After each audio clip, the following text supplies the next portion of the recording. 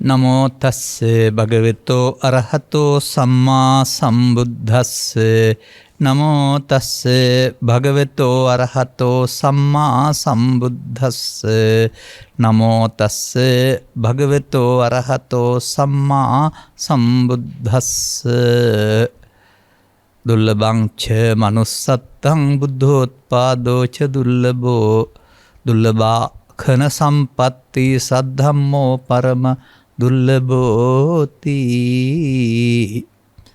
ධර්මානුශාසනාවෙහි සදහැවර අනුග්‍රහක දායකත්වයේ දරන්නා වූ යූල ප්‍රමුඛ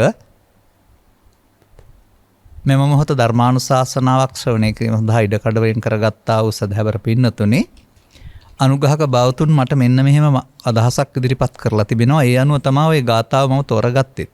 නැත්නම් මේ ගාථාවෙන් ඕනතරම් මම බණ කියලා ඇති. බලන්න සවන් දීලා දුර්ලභ වූ මිනිසත් බව ලැබූ යමෙකු ලද නිමේෂයේදී නිර්වාණය සාක්ෂාත් කළ යුත්තේ කුමන හේතුවක් නිසාද යන්නත්, නිර්වාණය සාක්ෂාත් කර ගැනීම සඳහා ගත යුතු මාර්ගයේ පැහැදිලි වන අයුරින් ස්වාමීන් වහන්සේට කැමැති පරිදි ධර්ම දේශනාවක් කරන ලෙස ගෞරවයෙන් ආරාධනා කරමු. මේ නිසා තමයි මම ඔය අදාළ ගාථාව ගත්තේ. දැන් මේකේ පෙන්නනවා දුර්ලභ වූ මිනිසත් බව ලැබූ යමෙකු ලද නිමේෂයේදී නිර්වාණය සාක්ෂාත් කළ ගැනීමට ගත යුත්තේ කුමක් නිසාද කියන එක පිළිබඳව. මේ පිළිබඳව ත්‍රිපිටකයේ සූත්‍රයක් බලන්න නෙමෙයි කතා කරන්න ඕන. ත්‍රිපිටකයේ සූත්‍ර සියල්ලේ අදහස් ටික එකතු කරගෙනයි මේක කතා කරන්න ඕන. ඇයි manussත් බව දුර්ලභයි කියන්නේ? ඕනතරම් මේ මිනිස්සු පේන්නේ ඉන්නේ. එහෙම සම්මතයෙන් බැලුවොත් එහෙම අපට ඇහැට පේන මට්ටමින් විතරයි මිනිස්සු පේන්නේ, සත්තු විතරයි පේන්නේ. අර භූතාවා සම්භවයේ සීවා නැත්තම් ඇහැට නොපෙනෙන දිට්ඨාවා අද්දිට්ඨාවා හැම ඒවා අපට අහු වෙන්නේ නැහැ. ලෝකය විනාශ වුණත් සම්පූර්ණයෙන්ම ආපහු බ්‍රහ්ම ලෝකේ ඉඳලා එන අය ලෝකේ පළවෙන්නන් බවට පත් වෙනවා කියලා තමයි ලෝකෝත්පත්ති කතාවේ තියෙන්නේ. එයා තමයි ලෝකෙ මැව්වේ කියලා හිතනවායි කියලා පළවෙනියෙන් ආපු නිසා. ඒ කියන්නේ මේ ලෝකේ විනාශ වුණාට මිනිස් වර්ගයා දිව ලෝකේ එතනින් ඉවර නැහැ. මින් එහාට පරලෝකීය අපාගත දෙවියන් අතර බ්‍රහ්මයින් අතර ඉන්න ඔක්කොම මේ ලෝකේ විනාශයේදී විනාශ වෙන්නේ නැහැ. මේ ලෝකේ කියන්නේ පෘථිවිය කියන එකනේ. ඒ නිසා මේකේ ආරම්භයක් අවසානයක් නැහැ. සත්ව විශයත් කොච්චරද කියලා කියන්න පුළුවන් කමක් නැහැ. නමුත් මේ මිනිසුන්ගේ ඉතිහාසය අරන් බැලුවම බුදුදහමට අදාළ නැතත් අප කියවූ ඉතිහාස ග්‍රන්ථ වලින් සඳහන් වෙනවා මේ සංස්කෘතීන් කලින් කලට හටගෙන විනාශ වෙනවායි කියලා. එබඳු ඓතිහාසික සංස්කෘතීන් තුනක්ද කොහෙද මත්පැන් පානයේ යාම තුලම විනාශ වී ගියයි කියලා කියනවා. ඒ වගේ දුරාචාරයේ රජ වුණොත් මේ සංස්කෘතියත් විනාශ වෙන එක තමයි වෙන්නේ. එතනින් ඉවර වෙන්නේ නැහැ. උනාට ආපහු දියුණු වෙනවා. එබැවින් මේ මනුස්ස ප්‍රතිලාභය සෙතු සතුන් හා සංසන්දනය කිරීමේදී මධ්‍යම දානෙන් මධ්‍යම සීලයේ පිනේ විපාකයක් වශයෙන් ලැබෙන දෙයක් වශයෙන් තමයි පැහැදිලි කරන්නේ. පවේ විපාකයේ අපාගත වීම සහ පිනේ විපාකයේ දෙවියන් අතර සහ ධාන විපාකයේ බඹලෝ යාම වශයෙන්. පින්පව් කියන දාන සීල කියන කාරණා දෙක මධ්‍යම සහ උපරිම මට්ටම අඩුවෙන් සහ මධ්‍යම ප්‍රමාණයෙන් කිරීම තුළ මිනිසුන් අතරට එන්න ආසනාව ලැබෙනවායි කියලා පෙන්වලා තිබෙනවා. එහෙම මිනිස්සු සංඛ්‍යාව කෝටි 2000ක්ද කොහෙද මේ ලෝකේ. නමුත් ඔවුන් ඔක්කොම මරණින් එහා පැත්තට සදාකාලික ස්වර්ගය හරි නිරේ හරි මරණම උපදින්නේ නැහැ හරි පුනරුත්පත්තියක් හරි ලබන්න මිත්‍යා දෘෂ්ටි කරගහගෙන ඉන්නවා. පුනර්භවය නම් වූ කර්ම විපාක වශයෙන් නැවතීමක් සිදු වෙන බව ඒක ආගමකවත් උගන්වන්නේ නැහැ. එතකොට ඒ මිනිසාට බුදුවරු කරන කාර්යයක් තියෙනවා. ඒ යුගයේ අවශ්‍යතාවයක් තමයි බුදුවරු ඊට කරන්නේ. ඒකට කියනවා තථාගතෝ භික්ඛවේ අරහං සම්මා සම්බුද්දස්ස අනුප්පන්නස්ස මග්ගස්ස උපාදීති කියලා. බුදුවරු ඒ යුගයට නොඋපන් මග නොතිබුණා මගක් උපදවලා දෙනවා. ඒ අපාය යන දිව්‍ය ලෝක යන බ්‍රහ්ම ලෝක යන මග නෙමෙයි නිවන් මග. නිවන් මග වසර 2700කට පෙර ಭಾರතයේ උත්පත්තිය ලැබුවා බුදුන් වහන්සේ මගින්. අනේක විද චින්තකයන් මැද ඒ දෘෂ්ටි 62ම අයින් කරමින් ඊට වඩා ඉහළින් තිබුණා වූ දෘෂ්ටියක් වෙනුවට මේ සැනසෙන මඟ හෙළි කළා. ඒක කෙනෙකුගේ උත්සාහයක් වශයෙන් වුණාට මම දකින්නේ මිනිස් වර්ගයා දිනු කරගත්ත ප්‍රඥාවක පරිණාමයේ උපරිමයයි කියලා. අනිත් අය 6 දෙනෙකුත් බුදුරු ගැන කියාගත්තා. මතත් 62ක් තිබුණා. නමුත් ඒකකින්වත් සතරේ පෙර පැත්තට හෝ අග පැත්තට ඇරුණාම නිදහසක් තිබුණේ නැහැ. මේ නිසා වෙනත් ආගම් වල යම් යම් නම් වලින් සඳහන් කරන ගැලුවම් කරුවෝ හෝ තවත් කරුණු කියනවට වඩා මිනිසෙක් මේ උපරිමයට පත්වීම කියන එක තමයි මේ අවබෝධයට පත්වීම කියලා කියන්නේ බුද්ධෝත්පාදය. ඒකට බුද්ධෝත්පාදය කියලා කියන්නේ අර වැසුණු සදහම් මග විවර වී පවතින කාලය. එතකොට අර කන සූත්‍රයේ අක්කන සූත්‍රයේ සඳහන් වෙලා තිබෙන්නේ කොතරම් මිනිසුන් වශයෙන් ඉපදිලා හිටියත් මිනිස් මනුසත් බව ලැබ සදහම් හමු විය යුතුයි කියලානේ. අබුද්ධෝත්පාදයක මිනිසුන් ඉපදුනායි කියලා සදහම් හමු වෙන්නේ නැහැ. එතකොට සදහම් නැති රටක ඉපදුනායි කියලා හමු වෙන්නේ නැහැ. ඒ වගේම අංග විකල මන්ද බුද්ධික ගඳගොළු බිහිරි වෙලා හමු වෙලා වැඩකුත් නැහැ. പ്രേත ලෝකේ හමු වෙලා වැඩකුත් නැහැ. අසඤ්ඤ තලවල හමු වෙලා වැඩකුත් නැහැ. එහෙම පෙන්නනවානේ. සාධක එකතු වීමක් නෙමෙයි පෙන්වන්නේ. එතකොට අපි එහෙමනම් වසර 2700ක් ඉක්මවාගේ කාල තුල බානක පරම්පරාව විසින් කටපාඩමින් රැකගෙන ආවා වූ සහ අනතුරු ග්‍රන්ථකරණයෙන් පොත් ගුල් වශයෙන් පොත් පරිස්සම් කළා වූ වාචික පෙළදහමක් නැති වුණත් පෙළදහමක් ත්‍රිපිටකයේ තියෙනවා අපිට. එතකොට ඒකේ සිංහල පැහැදිලි කිරීමේ අවුල් තිබුණාට නැත්නම් තේරුම් ගැනීමේ අවුල් තිබුණාට මේක හොයාගන්න පුළුවන් කෙනෙකුට හොයාගන්න පුළුවන්. එහෙම හොයාගන්න අය පිළිබඳව විමුක්තායතන සූත්‍රය සඳහන් කරනවා. කොතරම් රහතුන්ගෙන් හිස් වුණත් ආපහු පහළ වෙන්න බැරිකමක් නැහැ කියන එක විමුක්තායතන සූත්‍රය පැහැදිලි කරනවා.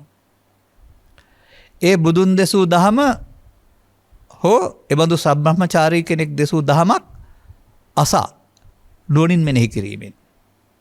එහෙනම් අපිට මේ පෙළ දහම් කියවලා බලලා නුවණින් මෙනෙහි කරපුවාම වැරදි අනිත්‍ය වෙනකොට හරි අනිත්‍ය, වැරදි පංච උපාදානස්කන්ධය හරි පංච උපාදානස්කන්ධය, වැරදි ප්‍රමාද වෙනකොට වැරදි අප්‍රමාද වෙනකොට නිවැරදි අප්‍රමාදය මේවා හොයාගන්න පුළුවන්. පළවෙනි ක්‍රමයේ කතා කරන්නේ අහන්න ගිහින්. දෙවෙනි ක්‍රමයේ කතා කරන්නේ අහන්න ඕන නෑ. දෙසන්න ගියාපුවාම දේශනා ප්‍රඥාව වැඩෙනවා ටික ටික. දැන් අපි මේ බණ කියන්නේ එක අවුරුද්දක් නෙවෙයිනේ. අවුරුදු 40ක් ඉවර කරලා බණ කියන්නේ. එතකොට අපිට ආරම්භයේ අපි ධර්ම දේශනා කරපු ආකාරයත් අද බැලුවොත් එහෙම කොතරම් දේශනීය ප්‍රඥාවක් කරුණු පැහැදිලි කිරීමක් ගැඹුරට අපි යනවද කියලා. අන්න ඒක ඕන කෙනෙකුට හොයනවා නම් සිද්ධ වෙනවා. දෙවෙනි මාර්ගය ඒක තමයි දේශනා කරන්නට යාමෙන් ගැඹුරට යන්න වෙනවා. එතකොට අත්පටි සංවේදී ධම්මපටි සංවේදී කියලා කියනවා. අර්ථයේ විශේෂයෙන් ධර්මයේ විශේෂයෙන් දැනගන්න හම්බ වෙනවා. එහෙම නැත්නම් තවත් ක්‍රමයකුත් තියෙනවා. අද ඔය පිරිත් කියනවා කියන අර්ථයෙන් සඳහන් වෙන එක එදා සඳහන් කරලා තිබෙන්නේ සජ්ජායනය. සෙත්පතා පිරිත් කියව නෙමෙයි ධර්ම කරුණු සජ්ජායනා කරනකොට ඒ භාෂාව ඔස්සේ ඒකේ අර්ථ ගැඹුරට තේරෙන්න ගන්නවා. ඒකතලිනුත් ධර්මයේ මතුවෙන්න පුළුවන් කියලා තියෙනවා. එහෙමත් නැත්නම් ධර්ම කරුණක් සම්බන්ධයෙන් අනුවිචක්කණය, අනුවිචාරණය, මනසානුපෙක්කණය කියලා වචන තුනක් තියෙනවා. නැවත නැවත හිතලා කල්පනා කරලා බැලීම අපි කර දෙයක් තමයි ඒක. ඔය අද අපි ඉදිරිපත් කරන අදහස් මේ සූත්‍ර දේශනා සම්බන්ධයෙන් කවුරුවත් කියලා දීපුවා නෙවෙයි තියෙන්නේ. ඔය දෙසන්න ගිහින්, කියවන්න ගිහින්, අනුවිතර්කණය කරන්න ගිහින් තේරුම් ගත්ත දේවල්. තවත් ක්‍රමයක් තියෙනවා. වැරදි සමාධියක් උපදවාගෙන ඉන්නහාට දිනු වෙන්නේ නැත්තේ ඇයි කියලා හොයන්න ගියොත් කෙලස් ටික එහෙමම තියෙනවා, මගපලත් නැහැ. ඒක ඒ වැරදි සමාධියෙන් එහා පැත්තටත් කරුණු හොයාගෙන හරි පැත්තේ සමාධියට ගිහින් මතුවෙන්න ඉඩ තියෙනවායි කියලා. එනිසා අපි ඇත්ත කියලා පිළිගත්තොත් මලියුදයුගේදී රහතුන්ගෙන් හිස්සුණයි කියලා ආපහු දියුණු වෙන භික්ෂු පරම්පරාවේ, භික්ෂුණී පරම්පරාවේ ප්‍රතිඵලයක් වශයෙන් මේ මාර්ග පහෙන් එකකින් සද්ධර්මයේ එළියට ආ හැකි. ඒ පිළිබඳ කිසිදු ආකාරයක චකිතකින් සැකයකින් නෙවෙයි මම කතා කරන්නේ. අන්න එතකොට බුද්ධෝත්පාදයක් තුළ සදහම් යට වෙන්න පුළුවන් කාලයක් තියෙනවා, නමුත් මතු වෙනවා. භාවිතා නොකිරීම තුළින් පොතේ ඉතුරු වෙලා භාවිතයෙන් අයින් වෙනවා. එතකොට කියනවා තථාගතප්ප විදස ධම්ම විනයස්ස භික්කවේ විවටෝ විරෝචති කියලා. බබලන්නේ විවෘත වුණොත් වැසුනොත් බබලන්නේ නැහැ. ඉතින් සියවස් ගණනාවක් තිස්සේ ඔය පෘතුගීසි ලන්දේසි ඉංග්‍රීසීන්ගේ සටන් නිසා ස්වාමින් වහන්සේලාට ඕවර් කරන්න ඉඩ නැති වුණා තරඟකාරීත්වය නැත්තම් නොසලකා හැරීම තුළ පටිච්චන්න වෙන්නේ ඇති. නමුත් සංඝරාජනාහිමියන්ගෙන් ආරම්භ වුණා වූ පරපුර උපසම්පදා 3ක් 4ක් ඔස්සේ නිකාය කොටස් ගණනාවක් ඔස්සේ බුද්ධිමතුන් පහළ වෙනවා එහාට එහාට. ඒක පරිණාමීය අවශ්‍යතාවයක්. කෙනෙක් හොයා ගැනීම වෙනුවට සත්‍ය අර බුදුන් වහන්සේ හොයාගත්ත දේ මතුවීමයි වෙන්නේ. 아무තෙන් හොයා ගන්නව නෙමෙයි. එතකොට අන්න එහෙම සත්‍ය මතුවෙන යුගයකදී ශන සම්පත්තිය කියන්නේ මොකක්ද කියලා තේරුම් ගන්න වෙනවා. ඒ ශන සම්පatti ලාභියාට තමයි මග ගන්න පුළුවන් පාර හම්බ වුණොත්. ඒ ශන සම්පatti ලාභයේ විස්තර කරන විදිහවල් ගත්තාම දුෂ්ට වූ 8ක් සමග ශන සම්පatti එකක් පෙන්නනවා. බඹලෝ සිට අපාය දක්වාත් දිගු ආයුෂ ඇති සහ දුක් විඳින අබුද්ධෝත්පාද කාලයත් භික්ෂු භික්ෂුණී උපාසක පිරිස් මුණ නොගැසෙන රටකුත් ස්වභාවයෙන්ම මිත්‍යා දෘෂ්ටි වීමත් නැත්නම් මන්දබුද්ධික වීමත් කියන මේ කාරණාවලදී බුදුන්ගෙන් සහ ධර්මයෙන් ඔවුන්ට වැඩක් නැහැ කියලා කියනවා. ඔබ ඔවුන්ගේ ඔක්කොගෙන්ම මිදුනහම දුෂ්ටසන අටෙන් මිදිච්ච අය. අර දොර ගාවට ඇවිදින් දොර අරගන්න ඉන්න අය කියලා කියන්න පුළුවන් නේ. නම සෙන සම්පත්තිය විග්‍රහ කරන විදිහේ තියෙන ඌණතාවයක්. මේ ඇස්කම් නාස දිවකය අඩුවක් නැතුව තියෙන එක කියලා කියනවා මට ඇහිලා තියෙනවා කලක් තිස්සේ.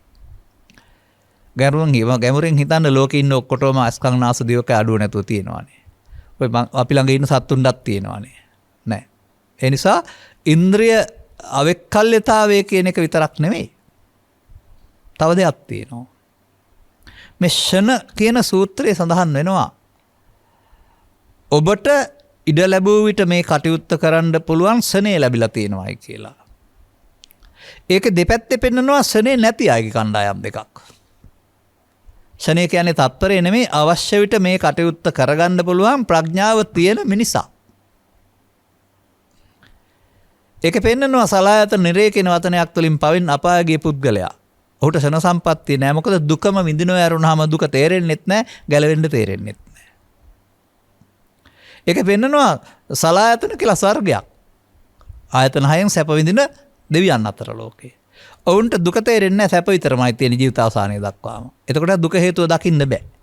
ඒ නිසා අපායත් දුෂ්ටක්ෂණයක්, දිව්‍ය ලෝකයක් දුෂ්ටක්ෂණයක් වශයෙන් තමයි මම තීරණය කරන්නේ මේ ස්කන සූත්‍රය අනුව.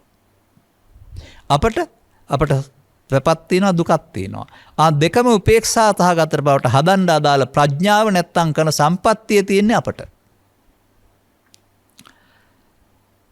ඔය අක්කන සූත්‍රයේ සඳහන් වෙලා තියෙනවා මනුස්ස ලාභං ලද්දාන සද්ධම්මේ සුප්පවේදිතේ. ඒකණං නාදිගච්ඡanti අතිනාමෙන්ති තේ කණං කියලා. මනුස්ස ප්‍රතිලාභය ලැබ මනාකොට දෙසූ සදහම් හමු වුණාම ඒ අවස්ථාව ප්‍රයෝජන ගන්න ඕන අවස්ථාව නොසලකා හැරියොත් ඔය ශනේ ඉක්මවා යනවා. ශනේ ඉක්මවා ගියොත් දුෂ්ටක්ෂණ 8ට අහු වෙනවා. ලෝකයා කල්පනා කරපදි බ්‍රහ්ම ලෝකයකින් හරි දිව්‍ය ලෝකයකින් හරි සසරෙන් මිදෙන්න තියෙනවා කියලා විශ්වාස කරන්න නම් එපා. කවුරු හරි හදපු බොරු. කන සම්පත්තිය තියෙන්නේ බුද්ධෝත්පාදයක මිනිසාට. මේ දෙපැත්ත උපේක්ෂාවට හදන්න පුළුවන්, තේරුම් ගන්න පුළුවන් මිනිසාට. දෙවියන්ට තේරුම් ගන්න ඕනේ නැහැ සැප තියෙන නිසා, අපාගත සත්වයාට දුක නිසා තේරෙන්නේ නැහැ. මේක තේරුම් ගන්නත් ඕනනේ. පාරම කියන්නේ දුක දැකලා හේතුව දැකලා නැතිව තන මාර්ගය. එතන දුක හේතුව දකින්න පුළුවන් වෙන්න ඕනනේ. දුක හේතුව පේන්නේ නැහැ නේ දෙවියන්ට. ඒගොල්ලෝ හිතන් ඉන්නේ සක්කායෙන් මිදලා නිවන් සැප ලබනවායි කියලා. බ්‍රහ්මයෝ ගැන කවර කතාවද? මෙන්න මේ ඉදිරිපත් කරපු කාරණා අනුව ගත් කල අපි මිනිසුන් අතර සුපිරි මිනිසුන් වෙලා. එහෙම නැත්නම් මේ සසරින් ගැලවෙන දොරටුවට වඩා සමීප අය බවට පත් වෙලා. ඒකට තේරුම් ගන්න ඕනේ නම් මේ සසර ගමන නිමා කරන්නට අවශ්‍ය දොරටු විවෘත කරන්න පුළුවන් බුද්ධෝත්පාදයේ සදහම් හමු වෙන ෂණ සම්පත්ති ලාභීන්ට පමණයි. අනිත් අයට දොරටුව වැහුණ එකක් ඇතුලේ ඇවිදින්න තියෙන්නේ. සසරෙන් එළියට යන දොරටුවට නෑ. සසරේ ඇවිදින්න පුළුවන් පව් කරමින්, පින් කරමින්, ධානය වඩමින් සසර නැමැති කූඩුවේ සංසාර චක්‍රය. එතකොට මේ සදහම් මතුවෙනවා කියන එකත් කලාතුරකින් ලැබෙන අවස්ථාවක්. ඔබට සියවස් 50ක් විතර නැ සියවස් නෙමෙයි වර්ෂ 50ක් විතර තිස්සේ ගුවන් විදුලියේ රූපවාහිනිය ධර්ම විහාරස්ථානයේ දේශනාවන ධර්ම දේශනාව ඔස්සේ බලනකොට මොනවද වන කියලා තියෙන්නේ? සිද්ධාර්ථ කුමාරයාගේ හැටි, ජයශ්‍රී මහ බෝධියේ හැටි, මංගල ධර්ම දේශනාව කර හැටි, ඉතිහාසය තමයි කතා කරන්නේ ඔක්කොම ටික. වටාචාර්යගේ හැටි, කිසා ගෞතමගේ හැටි, ඒකේ එදා සිදුවීම් ගැන කතා කරනවා ඇරුණාම අපි ගැන මොනම හේවිල්ලක්වත් නැහැ. අදටත් වෙසක් වලට වෙසක් ගැන, පොසොන් වලට පොසොන් ගැන, මිහින්තලාව ගැන කතා කරනවා ඇරුණාම ජාතක කතා, චරිත කතා කියා ඉන්නවා, පරණ සිදු වෙච්ච දේවල් කියා ඉන්නවා ඇරුණාම අප ගැන බැලිල්ලක් නැහැ. නමුත් ත්‍රිපිටක සූත්‍ර දේශනා කියලා කියන්නේ අපව පෙන්වන්නා වූ කැඩපතක්. මම සමහර වෙලාවට කියනවා ඕක. කුණු දූවිලි ගාගත්ත දරුවෝ පිරිසක් ඉන්නවා ගෙදරක. කැඩපතක් නැති නිසා උන්ගේ මූණේ ඇද පළුදු පේන්නෙත් නැහැ, කුණු දූවිලි පේන්නෙත් නැහැ, කෙහෙරැලි ඇදේ පේන්නෙත් නැහැ. කවුරු හරි කෙනෙක් බිත්තිය හයි කරනවා කැඩපතක්. දැන් කැඩපතට එවිලා බැලුවම කැඩපත නෙවෙයි පේන්නේ Taman. එතකොට කෙහෙරැල්ල හදා ගන්න පුළුවන්, මූණේ පැල්ලම් මකා ගන්න පුළුවන්, දත්වල මැලියන් අයින් කර ගන්න පුළුවන්. ඒක පේන්නේ නැහැ නේ නිකන්. ඒ තමා පෙනෙන නිසා නේද? මා දකින්නේ සූත්‍ර දේශනා කියන්නේ ඉතිහාස විවරණ නෙවෙයි. ඉතිහාස විවරණකට ගත්තොත් එහෙම රාජ කතා, චෝර කතා, ගාම කතා, දෙතිස් කතා බවට පත් වෙනවා. බුදුරජාණන් වහන්සේ ගමින් ගමට යමින් ගස්වලට වාඩි වෙලා ජාතක කතා කිය හිටපු කෙනෙක් කියලා ඔබ හිතන්න එහෙම එපා. තවදුරටත් ජාතක කතාවල තියෙන සද්ධර්මයේ හොයාගන්න තරම් අපේ ප්‍රඥාවත් මදි. ඒ නිසා අපි තියෙන පාරකින් හොයාගනිමු.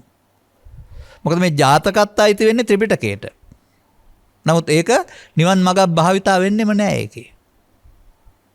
මන්දයත් පාලිය අපි එකට කතා කරන්නේ අටුවාව කියලා. අටුවාව සිංහලට පරිවර්තනය කිරීමේදී කතාවක් හදලා තියෙනවා. දඹදිව හදාපු ජාතක පොත කියන එක. කතාවේ සිද්ධි විවරණයක් කරුණාම ධර්ම කරුණු නෑ. ඒ නිසා අපට ඒකට කිට්ටු වෙන්න බෑ. යම් යම් තැන්වල කාරණා පේනවා, නමුත් කියන්නේ නැතුව ඉන්නවා. ඉතින් මේ පෙළදහමක් කියලා එකක් තියෙන්නේ අපේ සූත්‍ර දේශනාවල, ගාථාවල. ඒ ඔස්සේ අපි අපේ එක කණ්ණාඩියක් බවට පත් කරගනිමු. බද්දවග්ගිය කුමාරවරුන්ගෙන් විමසුවේ අනුන් ගැන හොයන එකද වඩා වටින්නේ තමන් ගැන හොයන එකද? තමන් ගැන හොයන එක. ඒ තමන් ගැන හොයනවා කියන්නේ තමන්ගේ උස මහත බර උපැන්න සාතිකේ නම හොයනවා කියන එක නෙමෙයි. තමා කවුද? තමා දුකටපත් වන්නේ කෙසේද? ලෝකේ වරදින්ද තමන්ගේ වරදින්ද? එයින් මිදෙන්නේ කෙසේද? මේ පිළිබඳ ගවේෂණයක් තමයි හැම සූත්‍රයක් තුළම පවතින්නේ. අනේ නිසා අර අනුග්‍රහක බෞතුන් ඉදිරිපත් කරපු ආකාරයට මේ ලබාගත් ජීවිතය සසරින් මිදෙන්න දොරටුව විවෘත කරගන්න පුළුවන් එකම තැන, ඒකයි ෂණ සම්පත්තිය කියන්නේ. ආයෙත් අපි මෙතනින් චුත උනායි කියලා කියමු. පිනෙන් හරි පවෙන් හරි පරලෝ යනවා. වෙනත් රටක, වෙනත් ජාතියක, වෙනත් ආගමක, වෙනත් අම්මලාගේ ආගමක් තියෙන අදහස් තියෙන අම්මලා ගාව ඉපදුනහම ආගම කියන්නේ වුන් අපට පටවන බරනේ. මේ ලෝකේ තියෙන කිසිම ආගමක් වැරදි කියලා කියනවා. ඒ ආගමට වැඳුන අය උපතින්ම කරගහ ගන්නවා, ඒක හරි කියනවා.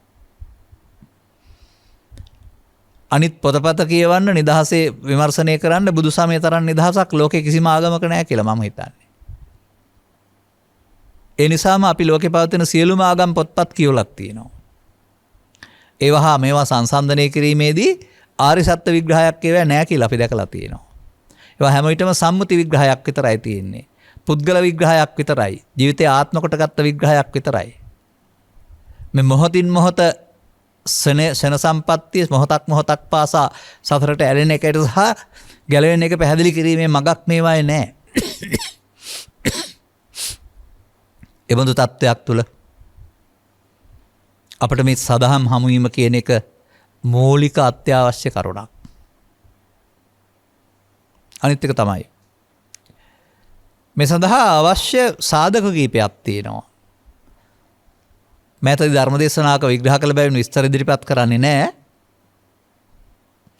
මේ සසර ඇවිදීම සැපයි කියන එක වෙනුවට, අනාගත බුදුන් දකින්න යන එක සැපයි කියන වෙනුවට, ලබාගත් ජීවිතයේ ශන සම්පත්තිය අගේ පැහැදිලි කරමින් සදහම් පැහැදිලි කරන අයගේ ඇසුර හෙවත් කල්යාණ මිත්‍ර සේවනය.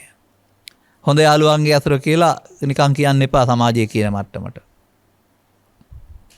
මොකද ඔය අංගුත්තර නිකායේ ඒකක නිපාතේ කල්යාණ මිත්‍ර වග්ගයේ තියෙන අර්ථය ගත්තාම ඒ අදහස් මට පිළිගන්න බෑ. නාහං භික්ඛවේ අඤ්ඤං ඒක ධම්ම අපි සමනපස්සාමි එන අනුප්පන්නං වා කුසල ධම්මා uppajjanti uppannං වා අකුසල ධම්මා පරියායන්ති යතේදම් භික්ඛවේ කල්යාණ මිත්‍රතා. මම බුදු ඇසින්වත් දකින්නේ උපන්න කුසල් දුරු වෙන නූපන් කුසල් උපදින. හෙවත් ලෝභ දේශ මොහ සේවන සහ මාර්ගඵල ලැබෙන ඔය කියන්නේ. කල්යාණ මිත්‍ර සේවනයේ තරම්. ගමේ ගොඩේ මිනිස්සෙක් අතමාරුවක් දීපුවාම ගෙදර බලාගත්තාම දොර වහලා ගියාපුවාම සතුන්ට කැම දීපුවාම කල්යාණ මිත්‍රයෙක් කියලා කිව්වට කමන්නේ සම්මුතිය. නමුත් මේ පෙන්වන්නේ බුද්ධ ආදී මහෝත්තම කල්යාණ මිත්‍ර සේවනය. දුකින් මිදෙන මගම පැහැදිලි කරලා දෙන අයගේ ඇසුර. අන්න මා උපන් සමාජයේ මගේ මවට පියාට මවගේ පියාට පියාගේ මවට මේ කාටවත් අර ජාතක කතා චරිත කතා අහලා සිල් රකින්න යරුණාම ඊට එහාට ස්කන්ධ ලෝකයක් තුළ අනාත්මය දකින්න දහමක් තිබුණේම නැහැ. ඔවුන්ගේ කල් ගත වුණා උන්ට බැරි වුණා. ඒ කාලේ මතුවලා තිබුණේ නැහැ. ඉදිරියටත් යම් දවසක ආයෙත් යට වෙලා යන්න පුළුවන්. හැමදාම පවතිනවා කියලා කියන්නෙත් නැහනේ. එහෙනම් අර ත්‍රිපිටකයේ තියෙන උදාහරණය ගන්න. ආකාර දෙකකට තියෙනවා. ගොවියා කුඹරහන්න ගිහින් වියගහ කැරුණාම තියලා යනවා අනියර උඩින්. දරට දාන්නේ නැහනේ. මේක වැස්සක් වැහැලා වෙලට පෙරලිලා වෙලෙන් ඇලට ගිහින් ඇලෙන් ඔයට ගිහින් ඔයෙන් ගඟට ගිහින් ගඟෙන් මොහොතට යනවා. කැරුණ නිසා එක සිදුරයි තියෙන්නේ. එහෙම නැත්නම් කෙලින්ම ගඟට විසි කරා කියලා හිතන්නකො මොහොතට. දැන් මේක පෙරලි යන්නේ. දිය රැලි වලට පෙරලනවා හුලං වලට පෙරලනවා යනවා. ඒක සිදුර යට උඩ හිටින්නේ හැම වෙලාවෙම නෙමෙයි. එක සිදුරයි තියෙන්නේ. ඒකට විය සිදුර කියනවා. දැන් සාගරයේ පතුලේ ඉන්නා වූ කැස්බෑවෙක් අහස බලන්න උඩට එනවා එන්නේ අවුරුදු 100කට වතාවයි. ඒ සතාගේ ඇස වියසිදුර කෙලින් අහස බලන එක යොමු වීම වෙන්න පුළුවන්ද බැරි දෙයක්ද? සාමාන්‍ය වෙන්න බැරි දෙයක්. බුදුන් වහන්සේ වදාරනවා වෙන්න පුළුවෙනි. ඊටත් වඩා දුර්ලභයි මිනිසත් බව සහ සදහම් හමු වීම. ඔන්න ඔය දොරටුවේ වාසිය තේරුම් ගන්න. ඒ උපමාව. අරක වෙන්න පුළුවන් මේක ඊටත් වඩා වෙන්න බෑ. එහෙනම් අපි වාසනාවන්තයෝ නෙමෙයිද? මේ යුගයේ උපන් මිනිසුන් අතර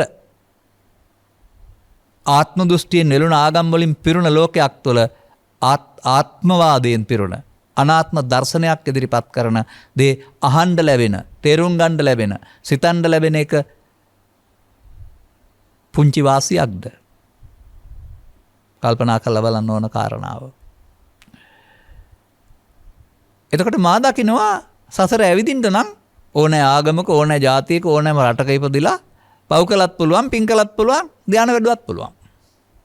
ධානය වැඩිල්ලක් බොහෝ විට නැහැ. නමුත් ධානය වැඩුවත් පුළුවන්. වෙනස තියෙන්නේ පව් කළොත් දුක්ම විඳින්න සිද්ධ වෙනවා. පවේ උපාදානයේ නැමැති වරද්දෙන් මිදෙන්න බුද්ධෝත්පාදේ නැත්තම් තේරෙන්නේ නැහැ. පින් කළොත් මිනිසුන් අතර දිව්‍යයන් අතර උපදිනවා. ඒ පිනේ උපාදානය නිසා ගැලවීමක් හම්බ වෙන්නේ නැහැ. නමුත් ඒක භවගාමී හොඳ පැත්ත. කෙලෙස් යටපත් කරලා ධානය ලැබුවොත් මාර්ගඵල වලින් තොරව ලැබෙනවා ලෞකික ධානය. එතකොට රූපී අරූපී බඹතල. මේ භව ගමන. බුදුන් වහන්සේ පහළ වෙනකොට පව් පින් කළාය ධානය වැඩු භාවනා කළාය සේරම මොකද කරලා තියෙන්නේ? පව් ඔස්සේ පින ඔස්සේ භාවනා ඔස්සේ. භව ගමනක් විතරනේ හදලා තියෙන්නේ. කවුරු හරි අත උස්සලා කියන්නකො එක්කෙනෙක්වත් මගපරලාභින් හිටියද කියලා බුදුන් වහන්සේ පහළ වෙනකොට. පළවෙනි මගපරලාභියා බුදුන් වහන්සේ. මම ඒක පෙන්වන්නේ මේ ආගම් මතවල පවතින දුර්වලකම දෘෂ්ටිවාදී බව පෙන්වන්නට. මාර්ගය යනුවෙන් ගත්තට අරගෙන තියෙන්නේ කුම්මග්ග සේවනය. උම්මග්ග නෙමේ කුම්මග්ග කියන්නේ නොමග කියන එක. දැන් දෙවියන් සක්කාය ප්‍රහාණයෙන් ඉන්නේ කියලා හිතාගත්තා. නමුත් බුදුන් වහන්සේ ධර්මය පැහැදිලි කරපුවම අපිට වැරදිලා කියලා පිළිගත්තා. බ්‍රහ්මයින් සක්කාය ප්‍රහාණය කළා වදන් ඉන්න නිවන්සුව කියලා හිතනවා. නමුත් බුදුන් වහන්සේ වදාරනවා ඕකෙත් සක්කාය තියෙනවා. සක්කායවත් පංච උපාදානස්කන්ධය. ආපහු හින්දා පුනර්භවයට එන්න වෙනවා. ඉතින් පව් යට කරලා පින් ලැබුවයි කියලා පින් විපාක ගෙවෙනකොට පව් මතු වෙනවා. පින් යට කරලා ධානය ලැබුවයි කියලා ධාන විපාක ගෙවෙනකොට ආපහු පව් පින් මතු වෙලා ආපහු එන්න වෙනවා. මෙසේ මේ ආගිය ගමන් පිළිබඳ කොතරම්ද කියන්න බෑ. තව කරුණකුත් තියෙනවා. මේ ලෝකේ තියෙන කාරණා නිසා දුක් වෙන එක පෘථග්ජනයාගේ උපන්ගෙයි දෝෂය. මා ඉදිරිපත් කරන්න උත්සාහලා අනිත් කාරණේ තමයි මේ ලෝකේ කොතනක මිනිස්සු වශයෙන් ඉපදුනොත් මරණයට බිය වෙන්න වෙනවා. යුද බිය, ගිනි බිය, ජල බිය, නියං බිය, ලාභාලාභ සැප දුක් නින්දා ප්‍රශංසා නිසා සිදුවෙනා වූ කම්පාවෙන් ගැලවෙන්න පුළුවන් පෘථග්ජනෙක් කොහෙවත් නැහැ. පෘථග්ජන භාවය තුළ ලෝකේ ඉපදුනහම මේ දුක විඳින්න වෙනවා. ඒක පෘථග්ජන භාවය තුළ තියෙන එකක් කරම ලෝකෙ තියෙන එකක් නෙවෙයි. බුදුවරු පෘථග්ජන භාවයෙන් මිදුනහම අර දුක තියෙන ලෝකෙම දුක නැතුව ඉන්නවා. ඒ පරිවර්තනයේ ලෝකෙ නෙමෙයි හිතේනේ. එනිසා මේ බුදු සමයේ තේරුම් නොගෙන වෙනත් මිනිස්සෙක් වශයෙන් ඉපදුනායි කියලා ලාභාලාභ සැප දුක් නින්දා ප්‍රශංසා පියුප්පයෝග අර පෙන්නන ජාතිපි ජරාපි ව්‍යාධිපි මේ කියන කාරණා සයන දුක් විඳින්න වෙනවා. ගැලවෙන්න පාරක් ඇත්තෙම නැහැ. මෙන්න මේ නිසා මේ මිනිස් වර්ගය අතර බුදු සමයේ ථෙරවාදී කොටස වැනි දෙයක් පවතින පරපුරෙන් පරිස්සම් කළ රටක මේ ස්කන්ධ ලෝකයේ අනාත්මය එළියට මතුවෙන කාලේ. එහෙම නැත්නම් මොහොතක් පාසා අප්‍රමාදයේ ක්‍රියාත්මක කිරීමට භික්ෂුවට භික්ෂුණියට උපාසකතුමාට උපාසිකාවට සියලු දෙනාට මං හෙළි වෙන කාලේ. ඒ කියන්නේ ඔබ දොරටුව ගාවට ඇවිදින් තව එළියට පනින්නතර අනේ තියෙන කියලා. තේරුම් ගන්න ඕනනේ. අනවතග්ගවම් බික්කවේ සංසාරෝ උබ්බා කොටින පඤ්ඤායති. ආපු ගමන කොච්චරද කියන්න බෑ. බුදු ඇසකින් බැලුවොත් අපායේ ගිහින් දිව්‍ය ලෝකෙකින් බ්‍රහ්ම ලෝකෙ ගිහින් සහ යුද ගිනි බිය ජල බිය සියලු වලින් දැවෙමින් ආපු ජීවිතයක් ඇති. අපි ඔක්කොටම. අනාගතයටත් එහෙමයි. දැන් මාදුටුවාවේ සත්ත්ව ලෝකේ සම්බන්ධයෙන් වෙලාවකට ඔය පෙන්වන දර්ශනවල ප්‍රබලයා විසින් දුබලයා කන එක තමයි කරන්නේ. එතකොට උණ්ඩ මියාමේ බය නැද්ද? සබ්බේ භයන්ති මච්චනෝ නිසා. කොටියා මුවා කනවා. ඒ විදිහට එක එක සත්ත්ව කොට්ටාස කා ගන්න. ප්‍රබලයා විසින් දුබලයා කා ගන්න එක. මේ කොතන ඉපදුනත් එතකොට මේ මරණ දුක් ආදී කාරණා වලින් දැවෙන්න සිද්ධ වෙනවා. ඒ නිසා දුකින් මිදීම කියන එක මිනිසාගේ උරුමයක් බුදුන් වහන්සේලා වදාළ මඟ ඔස්සේ. මම හිතනවා ඔබ අහපු කාරණාවට අනුව මම පැය භාගයක් විතර අරගෙන මේ බුද්ධෝත්පාදය තුළ මිනිසත් බව ලැබී ෂණ සම්පත්තිය ලැබීමේ දුර්ලභ බව. දැන් සද්ධර්මය කියන්නේ මොකද්ද? ඒකත් හමු වෙන්න ඕනනේ. සද්ධර්මය කියන්නේ කෙසුලම් නිදත් අනිත්‍යයි කියන එකද? එහෙනම් සද්ධර්මය කියලා කියන්නේ ශරීරයේ දිරා යන එක පංචස්කන්ධය අනිත්‍යයි කියන එකද? සද්ධර්මය කියන්නේ පටිච්චසම්පාදයේ ඉස්සර ජීවිතයයි මේ ජීවිතයයි මතු ජීවිතයයි තුනට බෙදලා විග්‍රහ කරන එකද? එහෙමනම් මෙලහට මේ ලෝකෙන් භාගයක් සසර ගමනේ දුකින් මිදිලා. මොකද කලක් සෝසීවස් 3ක් 4ක් තිස්සේ විග්‍රහ වුණානේ. විග්‍රහ කරන අය, කරන අය, ඉගෙන ගන්න අය, උගන්වන අය ලියනවා කියනවා, පාඩම් කරනවා, දුකසේ මියනවා. එය න්‍යායක් විතරයි. ප්‍රායෝගික වෙන්න කාටවත් බැරි වුණා. ගුරුවරයාට බෑ, ශිෂ්‍යයාටත් බෑ. ඒ නිසා මොකක් හරි මේකේ අඩුවක් තියෙනවා. අන්නේ ප්‍රායෝගික වීම ඉස්මතු වීම තමයි සද්ධම්ම පරම දුර්ලභෝ කියලා කියන්නේ. බලන්න මේ මත හරිද කියලා. සමාජයේ තියෙන මත ටිකක් මම මේ කියන්නේ. අනාගත බුදුවරයා යනකම්ම ඉන්න ඕන. සමහරුන්න බුදු වෙන්න ස්ත්‍රී භාවයෙන් මිදලා පිරිමිම වෙන්න ඕන. ප්‍රාර්ථනා කරන අය ඉන්නවා.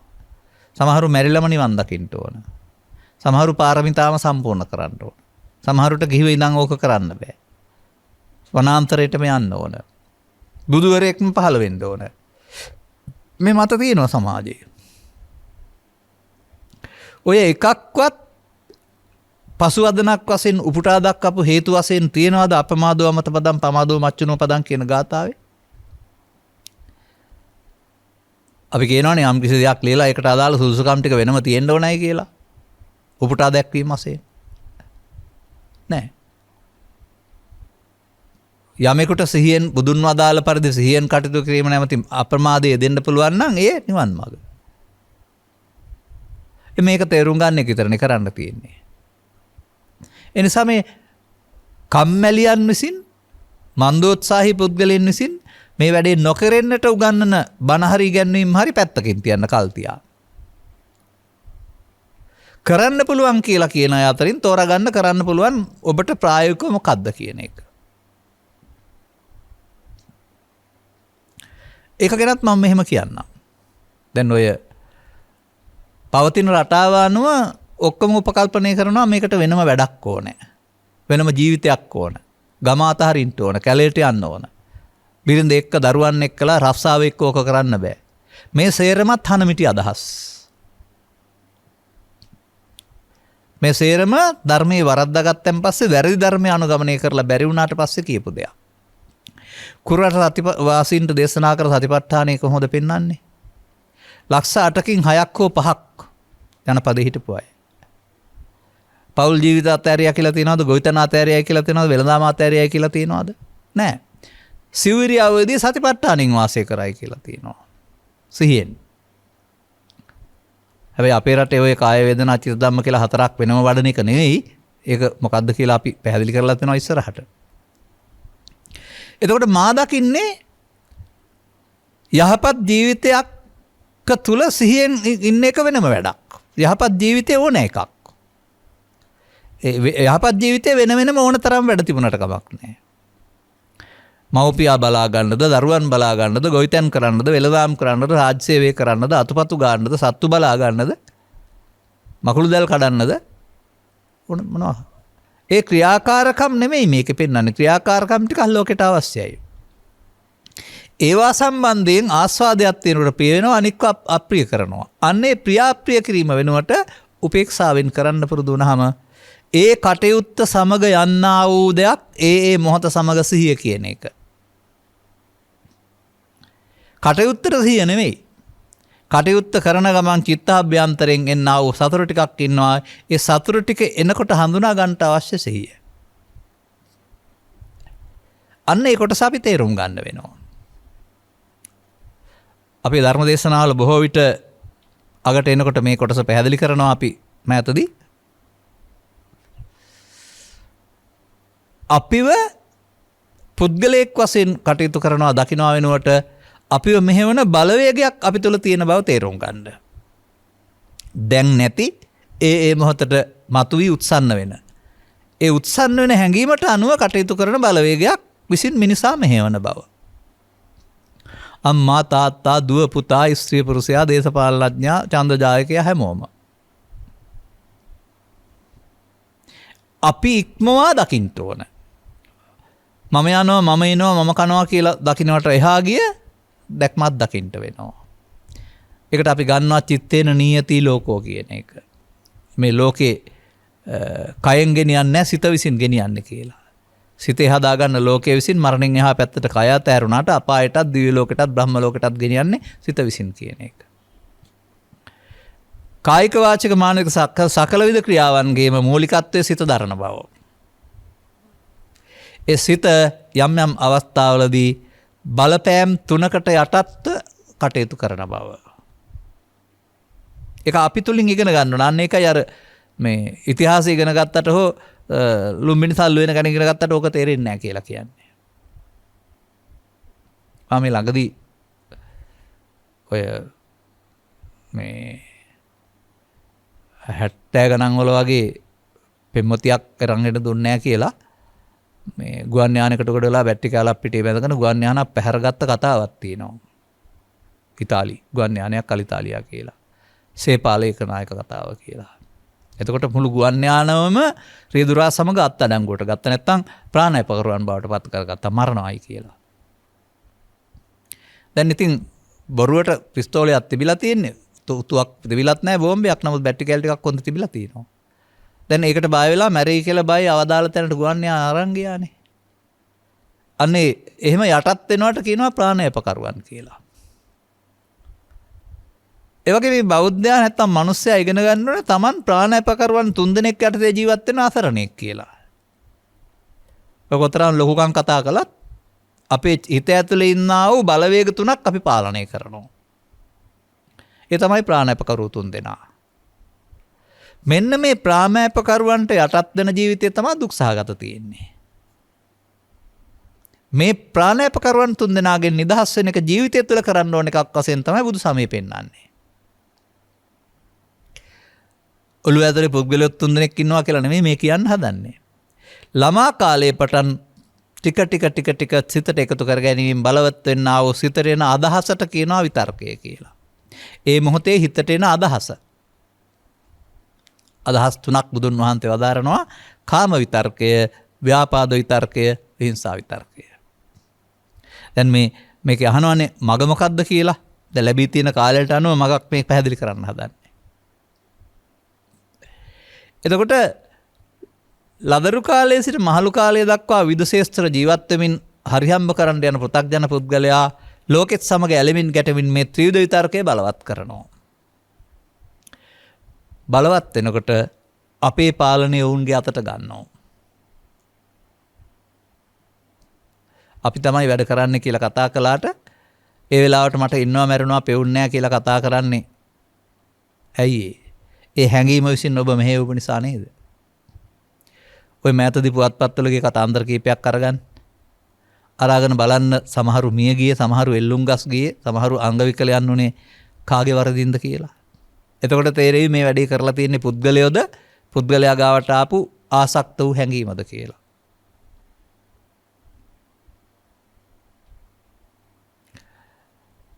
වයසට නොගැලපෙන විවාහයක් කරගත්තා වූ මුදලාලි කෙනෙක් බිරිඳ සමග ගැටුම් මැදගෙන බිරිඳ වෙඩි තබා මරා දානවා. මුදලාලි සමග ගැටුම් මරගත්තා වූ පාරිභෝගිකෙක් මුදලාලිට කොටන්න ඇවිදින් ගෙදර කඩේ ඉන්න අයගෙන් මැරුම් කනවා.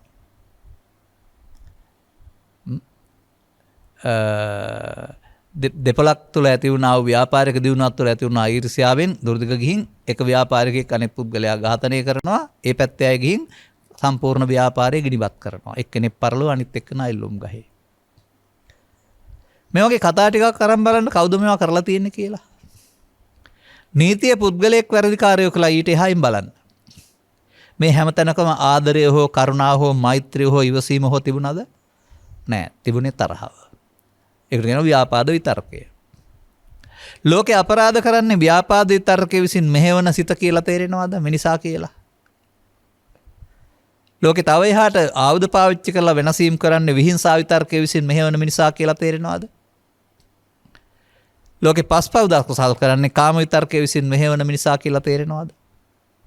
මිනිස්සු වැරදි කරන්නේ නැහැ. ආණ්ඩුව දනුවක් දුන්නට. වැරදි කරන්නේ මිනිසා තුළ ජනිත වෙන බලවත් වෙන කාම විතර්කයේ, ව්‍යාපාද විතර්කයේ, විහිංසා විතර්කයේ.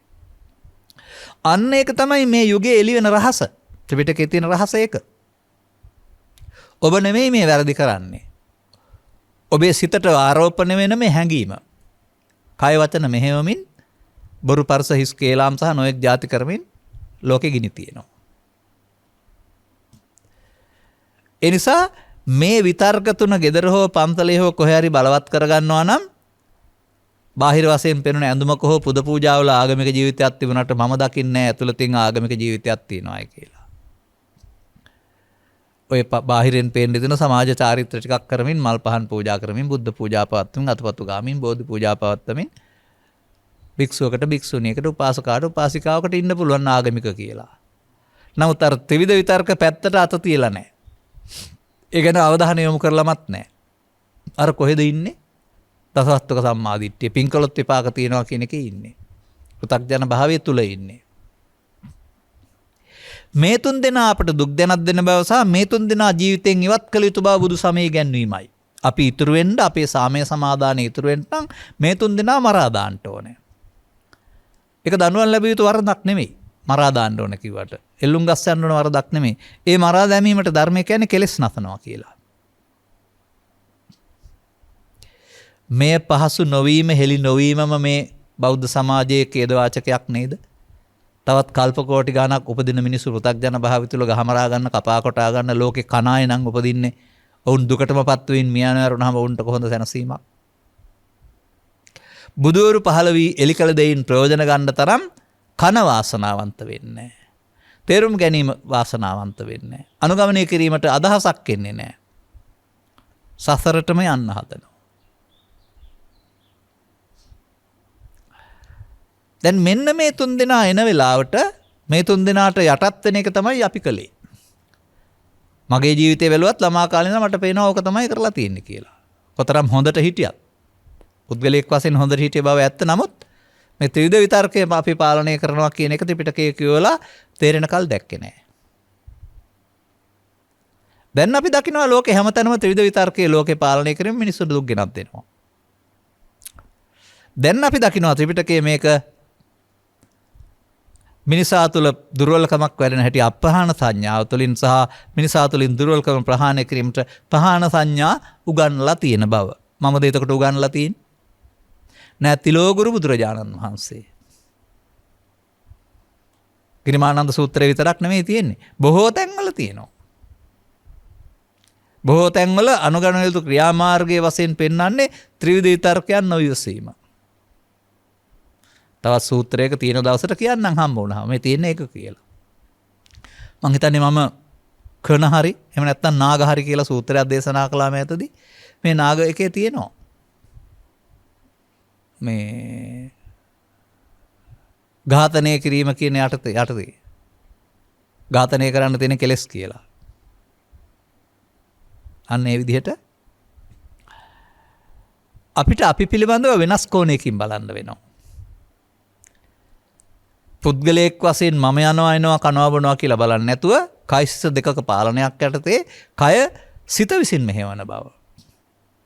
සිතට එන බව, එකතු වෙන්න පුළුවන් බව සහ එකතු නොවි අතහරින්න පුළුවන් බව අපේ හැකියාවක්. එකතු වෙන බව බලවත් කළ බැවින් ඕන එකට එකතු වෙලා තමයි පුරුද්ද තියෙන්නේ. ආපු හැඟීමට එකතු වෙලා ඒවා කයින් වචනෙන් පිට කරන එක. ත්‍රිවිධ විතර්ක ඔස්සේ.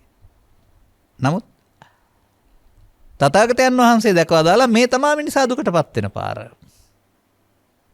මේ ත්‍රිවිධ විතර්ක බලවත් කරලා කවදාවත් සැනසෙල්ල ඉන්න හම්බ වෙන්නේ නැහැ. ඒ නිසා උන්වහන්සේ ත්‍රිවිධ විතර්කයන්ගෙන් මිදෙන මගක් පහාන සංඥා. ඒක වේ ලෝකෙට එලි කරලා තින්නේ අපි නෙමෙයි. අපේ කාගේ මොකෙන් පිට වුණත් තථාගතවරු ඒක එලි කරලා තිබෙන්නේ. ඒකට කියලා තියෙන වචනට අදාළ දේ කරගන්න තේරෙන්නේ නැහැ. න්‍යායාත්මකව කියා ඉන්නවා නෝ ප්‍රැක්ටිකලි වෙන්න, ප්‍රායෝගික වෙන්න බොහෝ දෙනාට බැරි වුණා. ඕකටත් රහසක් තියෙනවා. අපිනුත් අහනවානේ දැන් අපි මොනවද කරන්න ඕන කියලා. මොනවා හරි භාවනා කරනවා කියලා හිතට එකක් අරන් කීව ඉන්න කර ඉන්නයි ඕනේ. පුරුදු වෙලා තින්නේ එහෙමයි. භාවනාව කියන්නේ යමක් කරන එක. අමුතුවෙන් හිතට එකක් අරන් ගණන් කර ඉන්න එක, කීව ඉන්න එක, මතුරු ඉන්න එක, අඩිය තීතේ ඉන්න එක කියලා තමයි කල්පනා කරන්නේ. එහෙම නැත්නම් අරමුණු එන්න නොදී සමාධියක් හදාගෙන ඉන්න එක. ඒවා තිබුණා බුදුන් වහන්සේ පහළ වෙන්න පෙර. අදත් ඉන්දියාවේ එහෙම තියෙනවා. ලෞකික පැත්ත. ඇයි මේ ත්‍රිපිටකේ ප්‍රහාණ සංඥාවල උප්පන්නම් කියලා වචනයක් පෙන්නලා තියෙන්නේ? මෞකසින් බිහි වුණයි කියන එකද කියන්නේ නෑ. ඇසෙන් කනෙන් නාසයෙන් දිවෙන් කයෙන් අවදි වූ තැන් පටන් නින්දට යනතුරු උප්පන්නම් හට ගන්නවා. කොහෙද විලද හටගන්නේ? අපි විසින් පෝෂණය කළා වූ චිත්තාභ්‍යන්තරයේ තිබී එළියට එනවා. ඒ වෙලාවට ආපු කෙනා අපේ කය වචන මෙහෙवला තමන්ටත් අයවතක්, අනුන්ටත් අයවතක්, රටටත් අයවතක්, පරලොවටත් දුගතිගාමී වෙන්න වැඩ කරලා දෙනවා. ඔබද නෑ කාම විතර්කයේ, ව්‍යාපාද විතර්කයේ, විහිංසා විතර්කයේ. එක සැරේට 7 සැරයක් එල්ලම අරන්න ඕන මිනිස්සු නෙමෙයි. කාම විතර්කයයි, ව්‍යාපාද විතර්කයයි, විහිංසා විතර්කයයි. පුළුවන් නම් මේ මොකක්ද ඒකට කියන්නේ ඔය පහුගිය කාලේ තිබුණ එල්ලුම් ගහ කියලා එකක්. එල්ලුම් ගහක් හදන්න ඕනේ ඒකට. බාහිර ලෝකේ එල්ලුම් ගහ හදන්න බෑ නේද? බුදුරජාණන් වහන්සේ තමන්ගේ හිතේ එල්ලුම් ගහ හැදුවා. මේ 3 දෙනා එල්ලලා මරන්න. එන වෙලාවට මද්දර දැම්ම උඩට ඇද්දා මැරෙනවා නේ එතකොට. නමුත් රිංගල යන්න නෙදීලා තියෙන්නේ. එන වෙලාවට රිංගල යන්න දීලා තියෙනවා මග ඇරලා යන්න. එහෙමයි අපි පුරුදු කරගත්තේ. චිත්තාභ්‍යන්තරයේ තිබෙලා හැංගිලා ඉඳලා එනවා. එනකොට එකතු වීම තුළින් එයාට එළියට යන්න දෙනවා. එයා අදාළ වැඩිත් කරලා ගිහින් ආයෙ හැංගෙනවා. ගහගෙන බැනගෙන කපාගෙන කොටාගෙන ප්‍රශ්න අවුල් කරන හිත ඇතුලේ ආයෙත් තියෙනවා වෛරය. ඒක තමයි හැංගෙනවා කියලා කියන්නේ. මේ නිසා වට දුක්ඛේ පවත්තන්න ඇරුණාම මිදෙන්න පාරක් නැහැ පෘථග්ජනයට. වෙන හැටි දන්නෙත් නැහැ. කොහොම වෙනවද කියන්න දන්නේ නැහැ. මෙන්නම චිත්තාභ්‍යන්තරයේ උපන්නා වූ බලවත් හැඟීමක් විසින් අපි පාලනය කරන බව. ඒ පාලනය කිරීමේදී අපට බුදුන් වහන්සේ වදාළ සතිය අහිමි වී මුට්ට සතියක් එන බව, මුලා වෙන බව. අසිහියෙන් කටයුතු කිරීම නම් වූ ප්‍රමාදයට උම වෙන බව බණ අසා ඉගෙන ගන්න.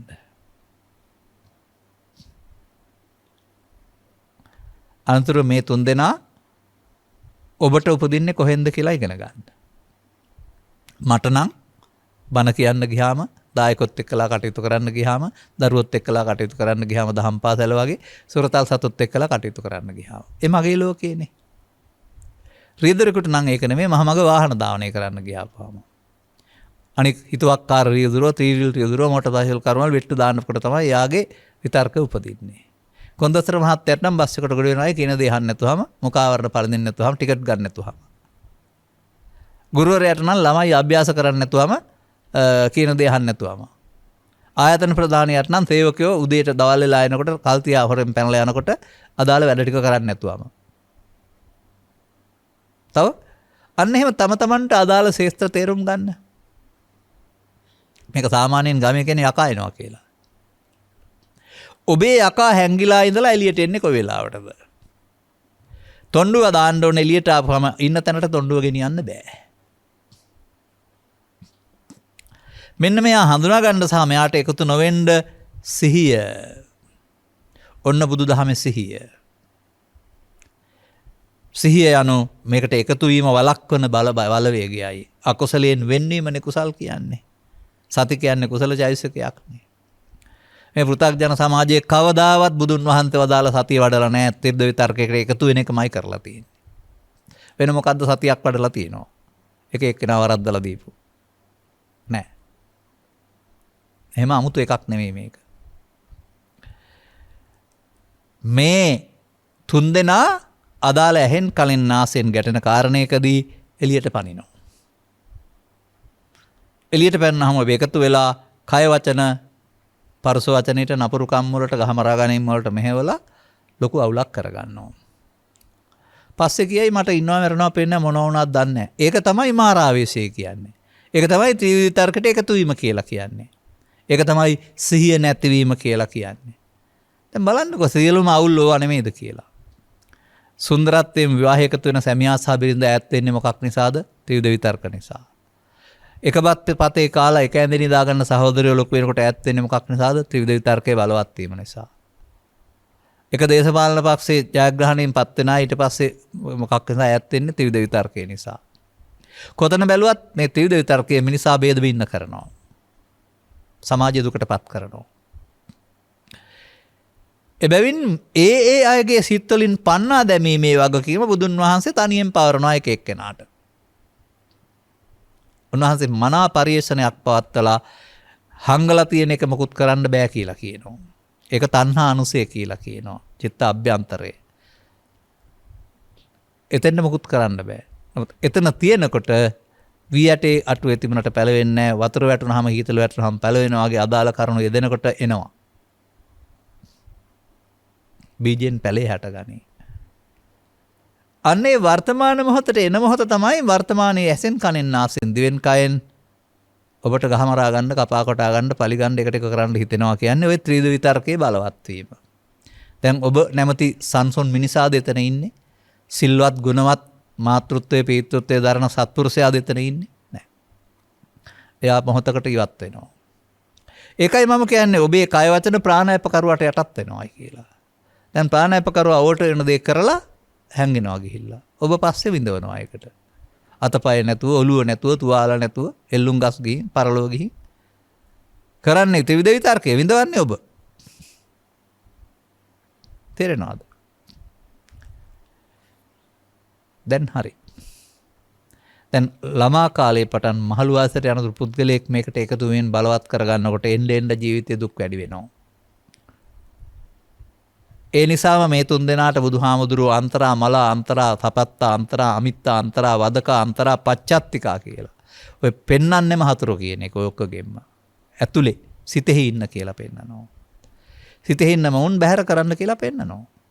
යෝච ලෝභම් පහන්ත්වාන යෝච දෝසම් පහන්ත්වාන යෝච මෝහම් පහන්ත්වා ප්‍රහාණය කරලා. අන්න ප්‍රහාණය කරගන්න මාර්ගය තමයි බුදු සමයේ විදර්ශනා නැත්තම් භාවනාව. ප්‍රහාණය කරගන්න නම් හංගලා තියලා බෑ උපදින්න ඕනේ. වලක්වලා බෑ සමාධිගත වෙලා බෑ uppannං. යම් යම් හේතු කාරණා නිසා හටගත් මොහොතේදී. දැන් තේරෙනවද මේකට වෙලාවක් කලාවක් නැහැ වෘත්තියක් නැහැ කියලා? ජීවත් වෙන්න අවශ්‍ය සාධාරණ ඕනෑම ක්‍රියාමාර්ගයක ඉන්න. ජීවත් වෙන්න ඒක තහනම් කළා නැහැ බුදුහාමුදුරුවෝ. ඒකෙදීමයි එරෙහිව යාමේදී නොගැලපීමේදී මේ තුන් දෙනා එළියට එන්නේ වෙන වෙනම.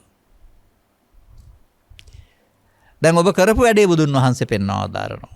මොකද්ද? පිළිගත්තා. එකතු වුණා එකට. ඒකට කියනවා අදිවාසීති කියලා. එකතු වුණා නම් බැහැර කිරීමක් නැහැ. නප්පජහති. එකතු වුණා නම් වීරියෙන් හික්මීමක් නැහැ. න විනෝදේති. එකතු වුණා නම් අවසන් කිරීමක් නැහැ. එකතු වුණා නම් යලිත් හටගන්න නැති විදිහට නිමා කිරීමක් නැහැ. යලිත් හටගන්න ඉතුරු කරලම අවසන් වෙනවා. දැනගත්තේ නැති වුණාට පෘථග්ජනයා පුද්ගලයා තුළ කාම විතර්ක, ව්‍යාපාද විතර්ක, විහිංසා විතර්ක කියන එකේ අපහාන සංඥාව බලවත්. කරමින් ඉන්නේ ඒක. අන්නේ වැරද්ද තේරුම් ගන්න. බනහලා. දැන් අපහාන සංඥාව වෙනකොට පහාන සංඥා. අදිවාසේති වෙනකොට නාදිවාසේති, නප්පජහති වෙනකොට පජහති, නවිනෝදේති වෙනකොට විනෝදේති, නභ්‍යන්ති කරෝති වෙනකොට භ්‍යන්ති කරෝති, න අනභවං ගමති වෙනකොට අනභවං ගමේති. ඔන්න පාර. ඒවා හටගත් විට මෙයාට එකතු වෙලා ලෝකෙට අපරාධ කරනවද? Taman සතර හදා ගන්නවද? මේක පරණ හදාගත්ත මෝඩකමක් මේ හිතට ඇවිදින් මට වද දෙන්නයි හදන්නේ. තොලොංජි කරගන්නයි තියෙන්නේ එළියට. තොලොංජි වෙලා ඵලයන් කියලා කියන සාමාන්‍යයෙන් ඔය. බැහැර කරන්න. පජහති කියන්නේ ඒකනේ. අන්න ඒක සිහිය විසින් කරන දෙයක්. එකතු වෙන්නේ නැතුව අතහැරීමේදී යන්නේ. මේ සඳහා බුදුන් වහන්සේ වදාළ න්‍යායක් පාවිච්චි කරන්න පුළුවන්. සිත හටගත්ත ගමන් මැරෙන්න ඕනේ. එතකොට ඒ ලහු පරිවත්තන් න්‍යායයට ක්‍රියාත්මක කරපුවාම එකතු වෙන්නේ නැත්නම් මැරෙනවා. නමුත් ඒකට අර එක නැවකින් ගොඩ වහිනකොට තව එකට ගොඩ වෙන්න ළඟට තට්ටුවක් කිට්ටු කරාම ඒකට ගොඩ වෙනවා වගේ අපි මේ උපන් එකෙන් ඊළඟ චිත්ත විදියට ගොඩ වෙනවා. ඒක තමයි එකතු වීම කියලා කියන්නේ. පවත්වනවා. අරක වෙනයි පැවැත්වීම තවත් කාරණයක් වර්තමානයේ.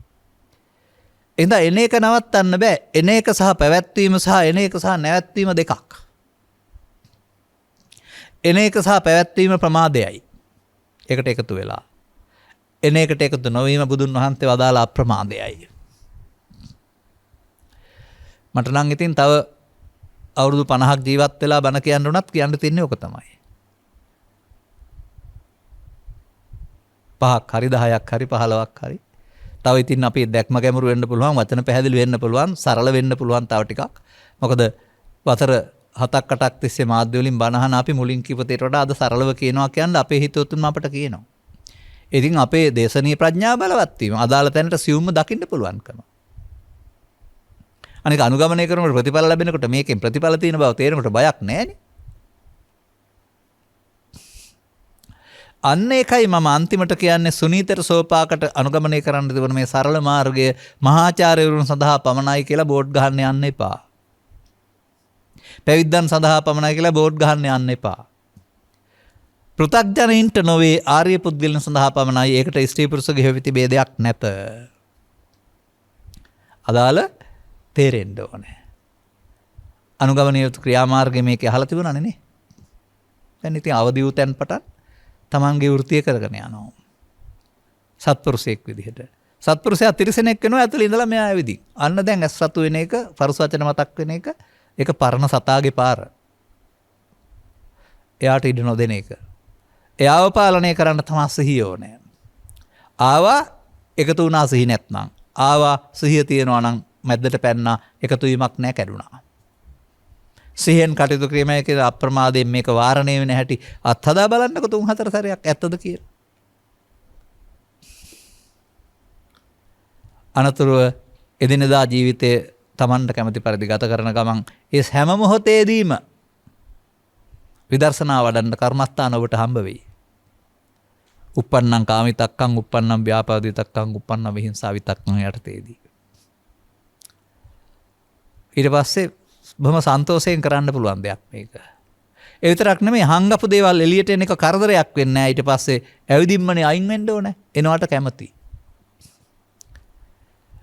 ඒකේ දුකක් තියෙනවා පොඩ්ඩක්. ඒක දරාන අයින් කරන්න වෙනවා. නමුත් අනිත් අය එනවට අකමැති ඒකේ දුකක් නිසා. ඒ මත්පැන් බීලා අමතක කරන්න, කැලේ ගිහින් අමතක කරන්න, ගෙදරින් ගිහින් අමතක කරන්න, රට ගිහින් අමතක කරන්න. ඔක එක ක්‍රම පාවිච්චි කරනවා. නමුත් චිත්තාභ්‍යන්තරයේ ඇතිතුරු යට කළාට බෑ කවදා හරි එනවා. මේ ටික හිස් කරනවටනේ පහන කියන්නේ. හිස් කරලා බලන්න තියනවද කියලා විවේකයක්, සනසිල්ලක්. හිස් වෙනකොට ලබති පීතිපාමොජ්ජම් ප්‍රීතිපාමොදයක් ලැබෙනවා. ඒකටයි නිවන කියන්නේ කියලා බුදුහාමුදුරුවෝ අදාරලා තියෙන්නේ ඔය. ඔබ විසින් වරද්දාගත් වැරදි පාරේ යන අතහැර දමා ඔබ නිවැරදි පාරක් අනුගමනය කළ යුතුයි. අන්න දැන් බලන්න මෙන්න මේක තේරෙනකොට මේ දෙපැත්ත බෙදන එක, ලාභාලාභ වශයෙන් බෙදන එක, බෙදන්න නැතුව උපේක්ෂා සහගත වෙන එක. ඇලීමෙන් ගැටීමෙන් තොරව දෙපැත්ත අතහරින එක තමයි ෂණ සම්පatti කියන්නේ. අර අපාගත සත්‍යයට එක කරන්න බෑ. දුක විතරයි. දෙවියන්ට එක කරන්න බෑ සැප විතරයි. අපට සැප දුක දෙකම එනවා. සැප දුක දෙකම අනාත්ම වෙන්න. ෂණෙන් මැදට එන්න පුළුවන් උපේක්ෂා සහගත වෙන්න. බාර නොගැනීමෙන්. විතර්කණය නොකිරීමෙන්. මෙන්න මේක නැවත නැවත බලමින් වාසය කරනවාට කියන අනුපස්සී විහෙරති. නැවත නැවතත් බලමින් වාසය කරන්න වෙනවා එනකල්. තියෙනකල් බලන්න වෙනවා. අපට දවස් 7 සිට අවුරුදු 7ක් දක්වා කාලයක් බලන්න තමයි බුදුහාමුදුරුවෝ දීලා තියෙන්නේ. එදාට තෙරේවි කීනා ජාති වසුතම් බ්‍රහ්මචරියං කතං කරණීයං නාපරං ඉත්තත්තායති අබ්බඤ්ඤාසි කියලා. හිත ඇතුලේ තිබී හට ගැනීම ශයවිය කීනා ජාති. එබැවින් සිහියෙන් කටයුතු කොට බඹසර වැසීම අවසන් විය. උසිතං බඹසර වැස නිමා විය. කළ යුත්ත අවසානයේ කතං කරණීයං වෙනත් කළ යුතු දෙයක් නැත. ඒ තමයි අමා මහ නිවන. ඔය ත්‍රිපිටකවල අගට තියෙන්නේ සූත්‍රය ඕන තරම්. අදාළ කරුණු තේරුම් ගනිමින් අනුගාමීපතවලාට යන්නට මේ සටේ ඉන්න බහුතරයකට අනුග්‍රහක බෞද්ධ නැතුරු බහුතරයකට නුවණස පෑදේවාය කියන සුභාශිංසනයේ ප්‍රාර්ථනා කරමින් මම ධර්මානුශාසනාව මෙතකින් අවසන් කරනු ලබනවා. සබ්බීතියෝ වජ්ජන්තු සබ්බ රෝගෝ විනස්සතු මාතේ බවත් අන්තරායෝ සුඛී දීඝායුකෝ බව හැම දිනාටම තෙරුවන් සරණයි. දේශක්ඛයෝ නිබ්බානං